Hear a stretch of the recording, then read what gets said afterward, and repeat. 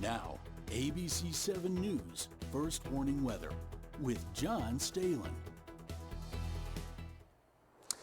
Welcome back, everybody. John Stalen is off tonight. I'm Dakota Hunter. Nice to see you out there. Let's take a look at the weather headlines here. We are going to be seeing a trough that's going to be coming in, and that'll bring us a few showers as we head into tomorrow. So, again, a pretty typical weather pattern for us. We're going to see a few waves of weak trade winds coming in, which will produce, again, a few showers throughout much of this week. So, again, as I mentioned, pretty seasonable pattern for us this time of the year, and king tides are going to occur. But the good news is we are not going to see any coastal impacts from that here, so that is the good news. Let's take a look at some flooding that occurred in the upstate region of New York State. This is up towards the Canadian border, and this is in Ellensburg, New York, and this is what you should not do when you encounter a flooded roadway. You should not be driving through it like this person is doing. But again, over the past couple of days, there's been some showers and storms up in this region that has been producing some pretty heavy rainfall amounts. Again, you can see the water up there on the roadways covering a little bit of the underneath the bridge there. That's actually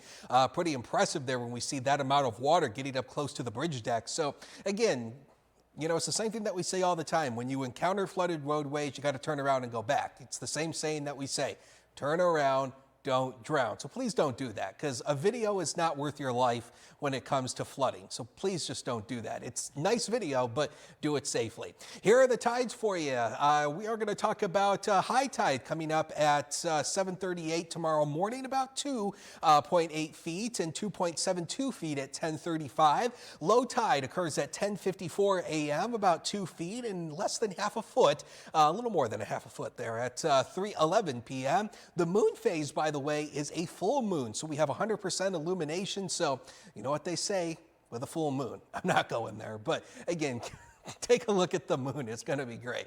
All right, let's take a look at the next 7 days here. So tomorrow we should stay mainly dry. Do have a chance for a couple of isolated showers in the forecast. It does turn windy though, so keep that in mind. We'll keep showers in the forecast Thursday, Friday, and especially through the weekend here. Notice it's going to be kind of a wet pattern as we go throughout the weekend, but we know how the weather works. By no means are we talking about a washout here. A few scattered showers will be likely each and every day. A few rumbles as well. We do start to dry out as we head into early next week on Tuesday. We do see the shower chances decreasing, but as often is the case, there could be some locally heavy downpours. Again, we know how the weather works, so again, just keep your eyes to the sky. And again, with that video, when you encounter flooded roadways, turn around, don't drown, Emily. All right, always good advice. You know, whenever I see cars going through it, I'm like, well, they went through it. I could give it a shot. You know, Yeah. I think I'm like, but then I'm like, oh no, you know, all it takes is just, you know, your car to be a little bit lower, and then it's ruined and it's a mess. Yeah, and I mean, you know, the problem is, you know, when you drive through a flooded roadway, the problem is you don't know how deep that water is. Yeah. So it's like, you know, you could stall out and that becomes an issue. So please don't do that. Yes, err on the side of caution always. Yes, err on the side of caution. Thanks, Dakota.